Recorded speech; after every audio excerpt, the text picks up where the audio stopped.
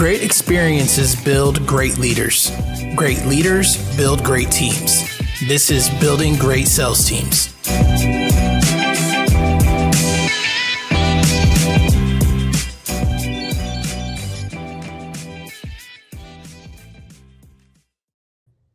All right, guys, welcome back to Building Great Sales Teams. I bet you never thought of all of the people we'd have on the show that we would have a dentist on the show today. I'd like to introduce Eric Recker. He's a general dentist and owner of Recker Dental Care.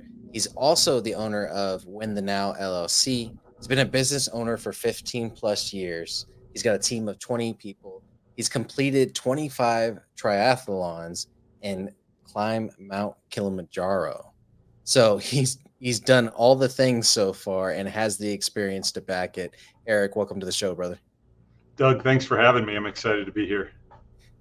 So building great sales teams, dentistry, how do they go together? We're going to find out on this show right now. So kind of walk me through a little bit of this. It seems like a transition. You've been a successful business owner for a while now. Tell me about Win the Now LLC. Yeah, so I guess how much time you have, because I could probably talk the afternoon about it. But, Win the Now was born out of seasons of burnout. So I went through several seasons of burnout, two very significant ones.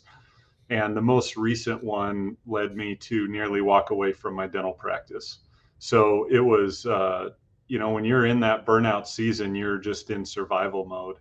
And then we came up upon COVID, the great disruptor. And during that time, I decided I didn't know what to do with myself. I don't know about you, Doug, but I'm so schedule oriented. So when I had to close my practice and be closed for 8 weeks and we didn't know how long it was going to be, that was really tough on me because I was used to knowing what time I was going to do what during the day. My day's scheduled out by the 15 minutes. So I had to figure out what to do with myself during that time. And during that time, I committed to 30 minutes of quiet every day. I had no idea what that was going to look like, but I knew I needed to slow my mind down and try to figure out what was next. What was I going to do in this time? What was I going to do next? And that's where I learned the phrase win the now. So what win the now really is it's the mindset of presence. So knowing that the only thing that we really have guaranteed is right now.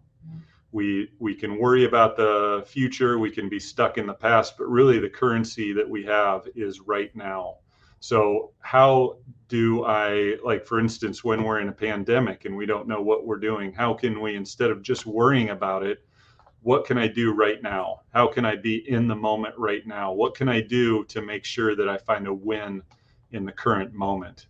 And so that all started in 2020, and then it has grown from there. That's fantastic. And I think it's something a lot of us had to deal with, whether you're talking about COVID or burnout, entrepreneurs in general. It's two major subjects, right? For us, we had a similar journey where we were shut down for about 8 weeks. We did door to door and B2B. So basically, and I would imagine same as you weren't earning if you weren't practicing. We weren't Right. earning if we weren't selling, Right. and so we had to find ways around it. And luckily we could still sell over the phone. We could still, pull up Google Maps and pull up the numbers from everybody and at least try and make deals over the phone, But, and so it was a very scrappy time, and it definitely somehow, even through COVID, created burnout, because it was like you were in front of your computer all day instead of in front of your office or salespeople or your team, or whatever the case was, and you had to like adapt to this virtual lifestyle, Yeah. And then all of a sudden, everybody started getting in shape and cooking better Yeah. and like spending, because think about it, we spent all our time at home, and now there wasn't this travel every day that you had to do between meetings or between going to work and coming back from work. And so you had some extra time, maybe about, an hour and a half to 2 hours a day.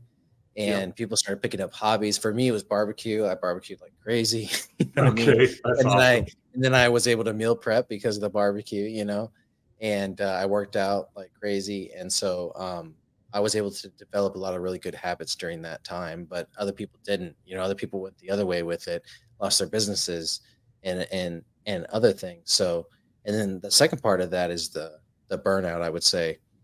I think when you're doing well in business, you don't realize it's happening because you're getting that constant dopamine hit of seeing the P&L every week or every day, or seeing Yep. sales numbers get broken, or income numbers get records get hit, and so you get all this dopamine, and then you're presented with a major challenge again, and all of a sudden you're not getting that dopamine anymore, and you could easily slip back the other way because Yeah. it's been good for so long, Yeah. and that's what we dealt with between COVID and now, right? It was so good for so long because all the government money was pushed into the market, and so everybody had money, everybody was doing well, and now that's all come right up, and so it's separation season again.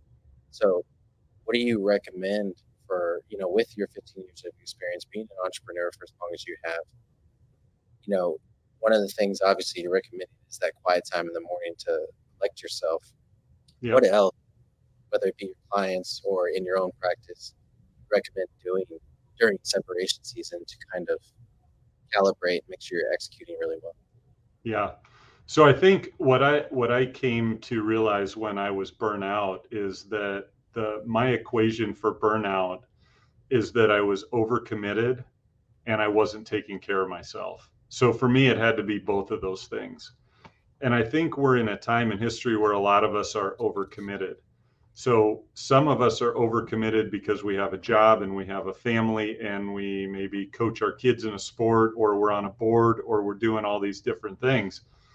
But there's also the friendly fire overcommitment where we're committed to all these social media platforms and we're committed to all the time that we spend on our phone overlooking at videos or whatever we're doing, and we're overcommitted just because of choices that we've made.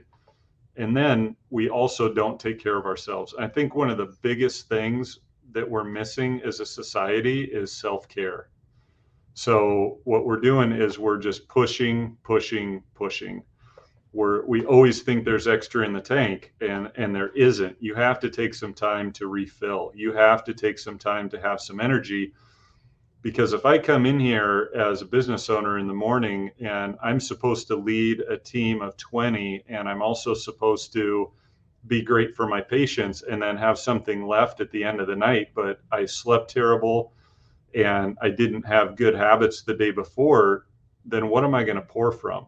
What am I going to give from? So I think we constantly need to be asking whether it is sitting in quiet for a few minutes and letting your brain idle. 30 minutes is a lot. I'm sure there's a lot of high achievers on here that are listening to things and listening to your show regularly, and they say, holy cow, there is no way I could do 30 minutes of quiet. And I'll tell you, the first time that I tried to do it, I looked at my watch about 45 seconds into it, and I thought I got to be about halfway there. That sounds like So, me. yeah, yeah. But what I have found is if we don't take those moments to pause, it doesn't have to be 30 minutes. What if it's 5 minutes?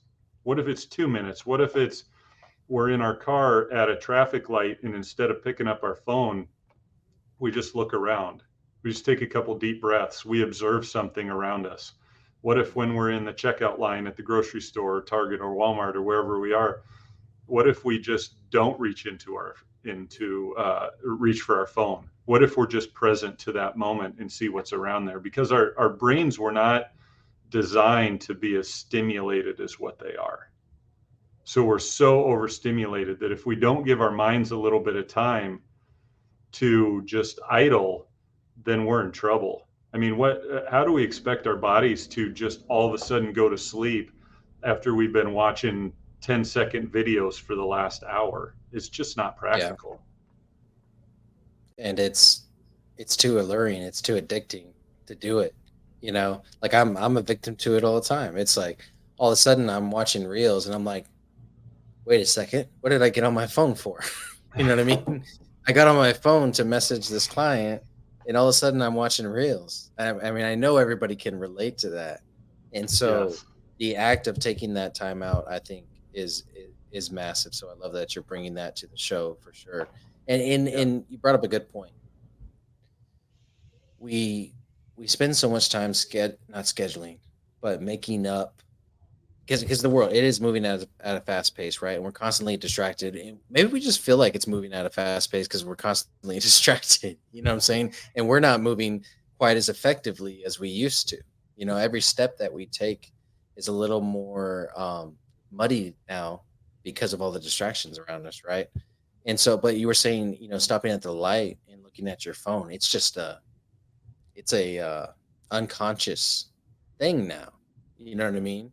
To where it's already up and it's in front of you, and you're not even you didn't intentionally mean to grab it. You know what I'm saying? And Yeah. so that's definitely a habit that I think we all need to work on breaking for sure. Yeah. So One of the huge things with that is I've tried to constantly ask myself when I'm going to reach for my phone, just the slightest pause and say, why am I picking it up? Why am I mhm, reaching for my phone? What am I expecting to do with this? And a lot of times it's just because it's a pacifier and I don't want to yeah, deal with that couple seconds of quiet. I don't want to, it's just comforting, that little dopamine hit, as you talked about mhm. earlier, that just we continue to have that. So they become digital pacifiers, and we're no different from a little kid who gets handed a pacifier when we're uncomfortable. And I love that analogy because it motivates you to stop doing it. You know what I mean? It's a great analogy. Okay, so I would imagine, having climbed Kilimanjaro, 25 triathlons, the mental fortitude that takes, right? And you just created or not created, but you just talked about the pacifier metaphor. And to me, someone that can come up with something like that understands mental fortitude, understands mental endurance, right? And so, what are some of the other things that you kind of have in your mental toolbox that you pull out to, I guess, conquer the day, or when you're feeling down to come out of that, down moment? Yeah. Well, let me tell you, and I apologize. It's allergy season in Iowa, so I'm all kinds of congested. So I hope that's not too big of a deal. No, But in you're fine. Iowa, it's everything season, so we're just getting hammered here. So, um, yeah, and I don't say all those things about triathlon and climbing the mountain and all of that kind of Mhm. stuff to brag. I say that stuff to say I only knew how to push myself beyond my limit. Okay. And so I had to learn some things because a lot of that was what led to my burnout. I'm not saying triathlon's bad, but if it's the thing that you're thinking about constantly and you're shaping the rest of your life around it, then you have to wonder if it got to be too big of a place in your life. So Mhm. for me, it was that overcommitted and not taking care of myself. So lots of nights I would get 5 hours of sleep, maybe 6 hours of sleep. Um, but I would fall asleep on the couch when I was supposed to be hanging out with my kids. I would be, at lunch, I'd barely make it to lunch and I'd have to pass out on the couch for a few minutes at lunch. So I learned a lot of the way not to do it. And I have a whole box of medals that remind me that life can get pretty out of balance. But now, if I had to do all that again, I wouldn't necessarily not do it. I just know that, okay, these are all the things that I have on my plate, and I'd be a whole lot better at, for one, just time blocking. And I'm sure you've probably Mhm.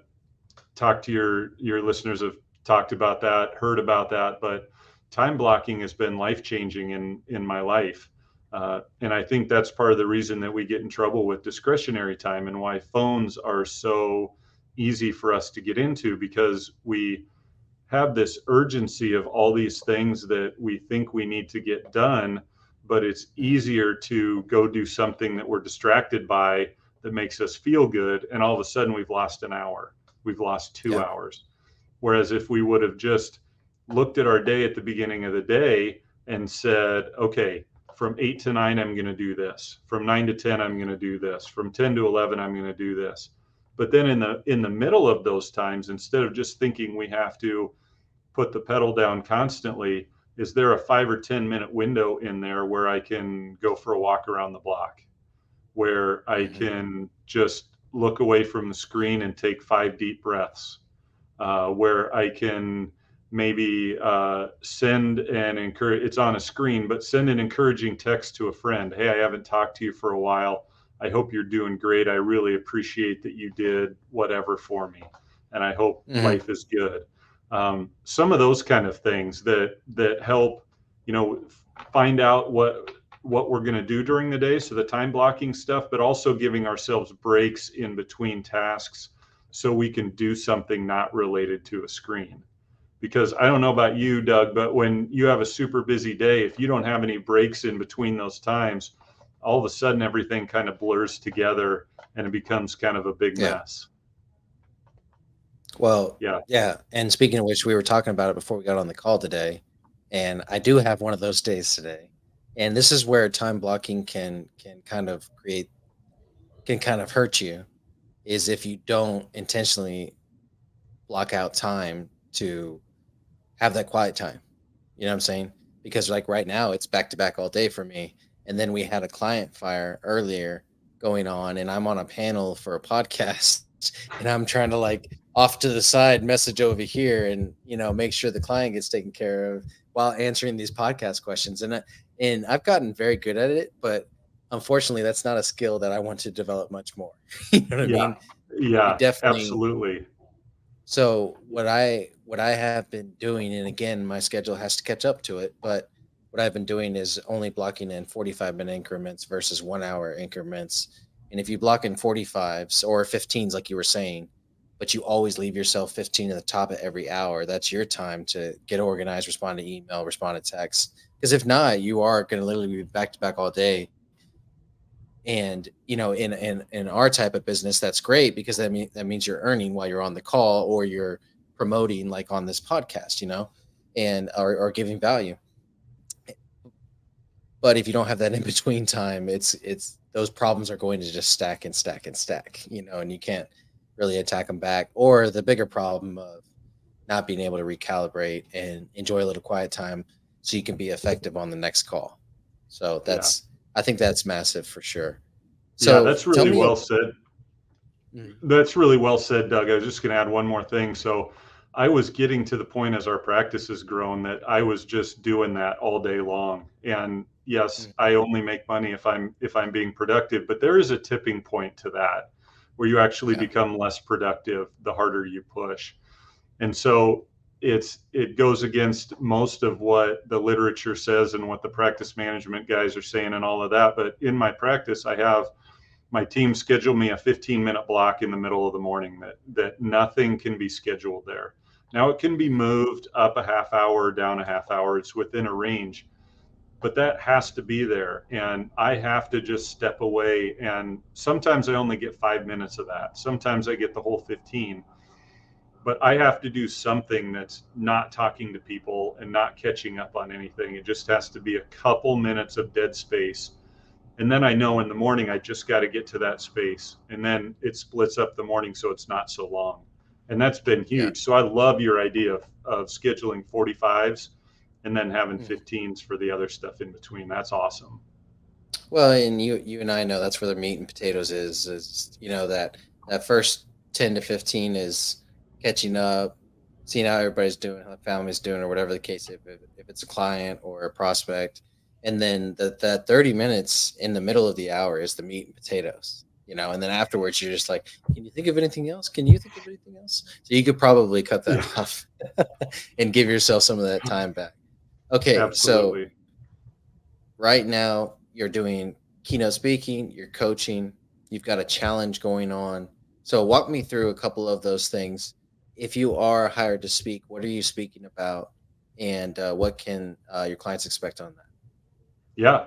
So I like to speak about win the now. I like to talk to people about how they can incorporate that into their lives, how they can define what the different nows look like in their life and what a win can look like in each of those, because it can be kind of a confusing phrase if you think, well, I don't know what does a win look like around the dinner table, and we talk Mhm. about that because if everybody's on their phones at dinner, well then let's be honest, why are you even eating together other than you all Yeah. need to eat? So what does a win look like? How are you fully present in the moment for that? How are you present in a meeting with your team and in all of those different moments? And then we talk about win stacking and all of that. I also like to talk about how the lessons that I've learned climbing Mount Kilimanjaro, how if you don't know why you're climbing the mountain, you're not going to find the answer at the top. And so talking about understanding, if we're just climbing for the sake of climbing, there's a point where you're going to hit a wall and you're in trouble. But if you figure out the reason for that and the why for that, then you can continue to climb. So those are a couple of things I love to talk about. And lately I've been talking been doing some more workshops about refilling strategies, just being honest with yourself and with your teams, creating a common language for how are we doing? Are we really doing well? Are we drained? And how do we be honest with those that we work with so we can help each other through some of these circumstances? Because there's times when I'm pretty torched and I need a little help, and there's times when other people on my team are pretty torched and they need a little help. And if we can be honest about where we're at, then we can actually realize, oh man, I'm not taking care of myself. Here's some things that I can do to move myself back up, and then I can be better to everybody else. I like what you said about the win at the dinner table, because in every conversation, I'm looking for education and knowledge, right? And this is just something that's been ingrained in me the last couple of years since I started joining masterminds and being around like-minded people. And so I know I'm winning in that area because we do have dinner at the table every night, and we do what we call high-low buffalo. So it's our high for the day, it's our low for the day, and it's our buffalo, which is a surprising thing that happened that day. Like if you were just walking down the road and you saw a buffalo in the road or even in a pasture, you'd be surprised, right? Because they're not common, And so we have those conversations every day, and then of course we say our prayer before we eat, and so it's kind of nice to think, hey, that's a win every day that I get, and I know how much wins are tied to, again, going back to that dopamine in your brain. You can use it for good too. Instead of getting the dopamine hit from a reel, you're getting a dopamine hit from hearing about your daughter's day that day. And so it's just subbing out one for the other. It doesn't have to be just straight quiet time all the time. It can be that interaction that you have with your family too, I feel like. Yeah. And for sales teams, the reason that Win the Now means so much to me is because I see a lot of patients during a day, and I have a lot of conversations during a day. And so in the midst of that, it's tempting to look at your day based on the lowest common denominator. So if you had one tough conversation, or you had one person who was grumpy with you, or you had a team member really drag you down, well, what Win the Now says is that we don't have to look at the whole day. What we look at is, so right now with us talking, I hope a win looks like us having a great conversation, a lot of good back and forth, creating a great podcast for your people and all of that.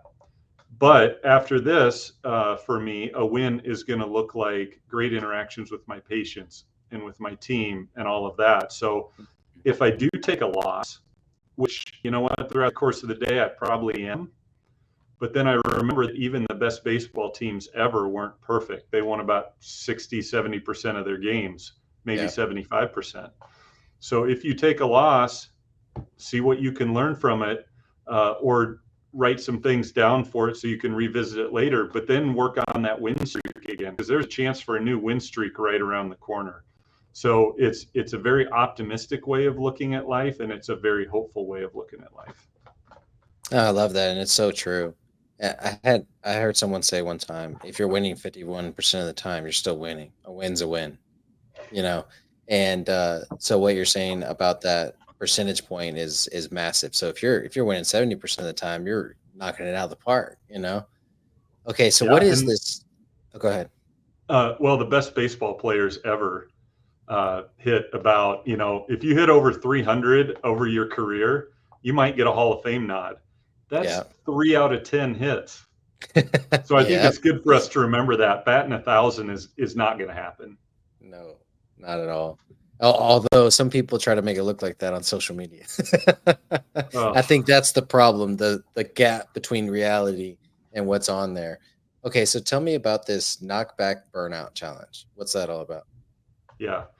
So when I was burned out, I didn't know what to do. So I was never very good at telling other people about it.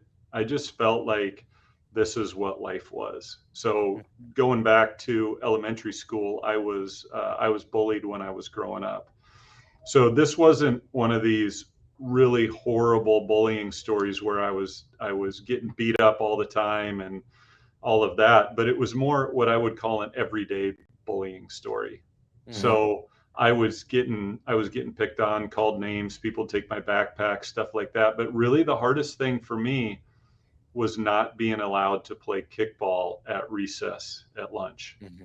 And where I come from in my elementary school, recess kickball was life, man. That was everything. And when you're told that you can't play and you are told you can't play because you're not good enough, Hmm. that stings. And as a second, third, and fourth grader, and then moving on into middle school, you start to believe that maybe you're not good enough. And I remember Yep. standing on the playground as a third grader saying, I'm going to be so freaking good at everything that nobody will ever not pick me. And so then in my life, I overcompensated and I tried to do the best I could in school. Wasn't good enough to be the top 10 in my dental school class. I had to be in the top 8 or the top 5. Yeah. And it wasn't good enough to do a 5K. I had to do a 10K, a half Ironman, a half marathon, a full marathon. That's still not enough. I got to do an Ironman triathlon. And finally realized actually at the top of a mountain that I didn't know why I was climbing. And I was still trying to, I guess, impress these bullies that had moved on from me probably 25 years before. And I think a lot of us do that, especially high achievers.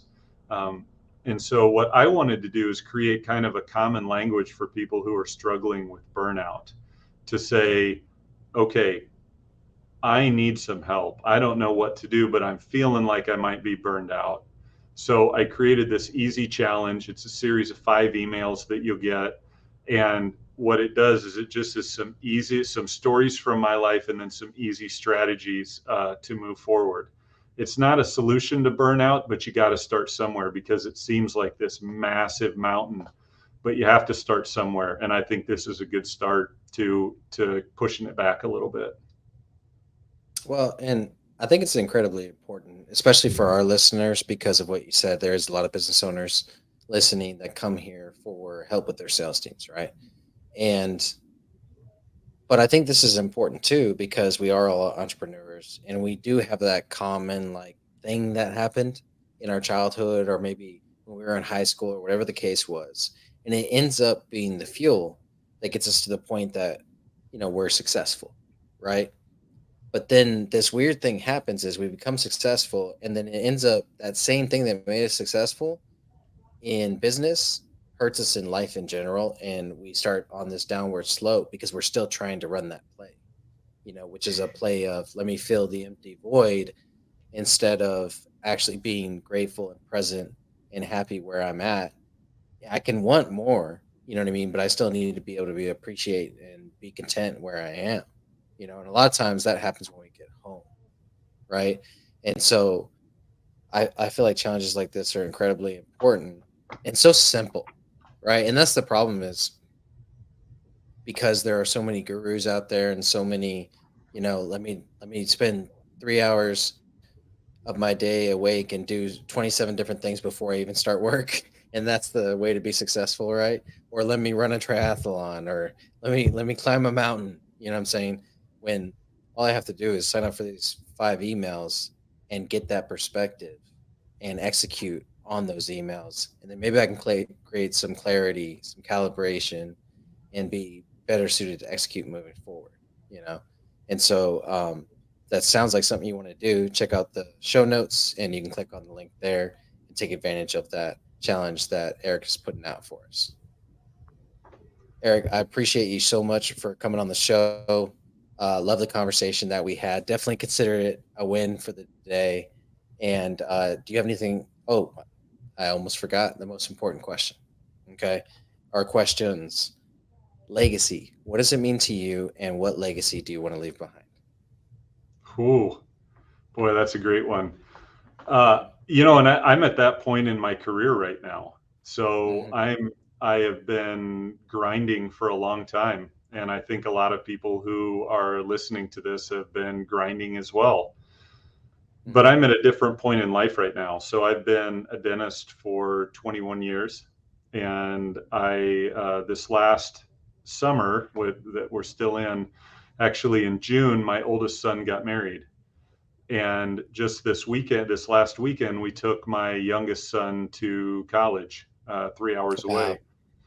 And so my wife and I came home to an empty house, and Oh, yeah, yeah, man, it's I feel crazy. that. It is crazy to be at that point. Hmm. And so I realized that a good percentage of the parenting that I've done with my kids has been done. Now, I have a great Yeah. relationship with them, and I still think the best is yet to come by far. But I'm starting Hmm. to look at what are some of the things that I'm going to do that are going to last. And yes, I still enjoy dentistry. I really do. I plan on doing it for a long time. I don't plan on doing it 5 days a week. I'm actually, right now, I do dentistry 3 days a week, and I do my what I call content, which is everything else, the other 2 days of the week. Hmm. But I'm thinking more about what is going to last beyond when I'm here. And my hope is that I can help people learn to take care of themselves. I hope that I can teach people how to get wins in their everyday life. I hope that I can help people push back burnout so that they can do it for somebody else. I hope that I can teach people to be an encourager by being an encourager so that people are Hmm. strengthened on the journey. Because that's what I want to do. I want to be somebody who people say that their life is better because they spent some time with me. And not that it's about me, but that it's about their journey. And if I can help someone on their journey and help with their trajectory, then that's all the legacy that I need. I love it. I love it so much. And yeah, my oldest daughter is going to turn 13 in October. So Okay. I'm lucky that I have my wife, and she's reminding me every day that they're not going to be here in about 5 years. At least she's not. And then so on and so forth with my youngest too. And Yeah. so I love that you said that, because that is a big deal. But and I think it's also important to point out that you're working 3 days a week now, so in terms of, learning how to do that, that's something that a lot of people could learn from you. And then the last piece is, yeah, having that impact and that legacy of helping others take care of themselves, that self-care. I think that's massive. Yeah. And with your kids, the age that they are, man, it was yesterday that my kids were that age. I uh, swear it was.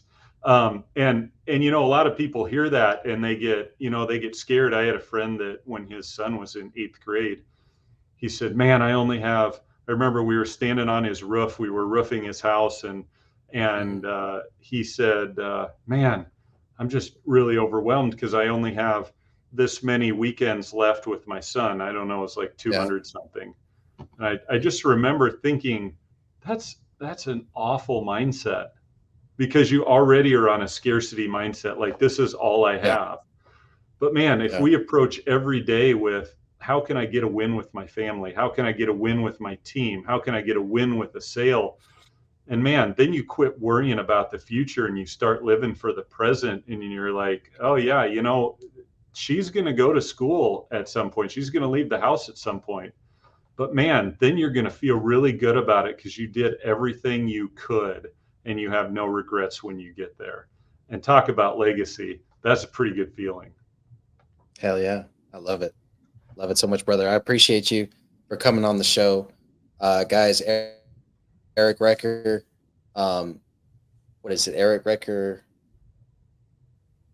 Oh, ericrecker.com made it easy Yep. for us. Super easy. ERICREC Recker.com. All things Eric Recker. Go check him out, guys. Again, thank you so much for coming on the show. It's been an honor, brother. Thanks for having me, Doug. This has been great. All right, let's get building.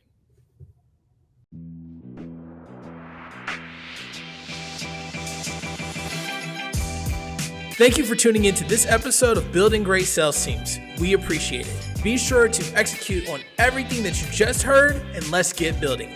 Before we sign off, we'd like to invite you to join our Brickyard community. Head on over to jointhebrickyard.com. Again, that's jointhebrickyard.com, or click the link in the description to find out more.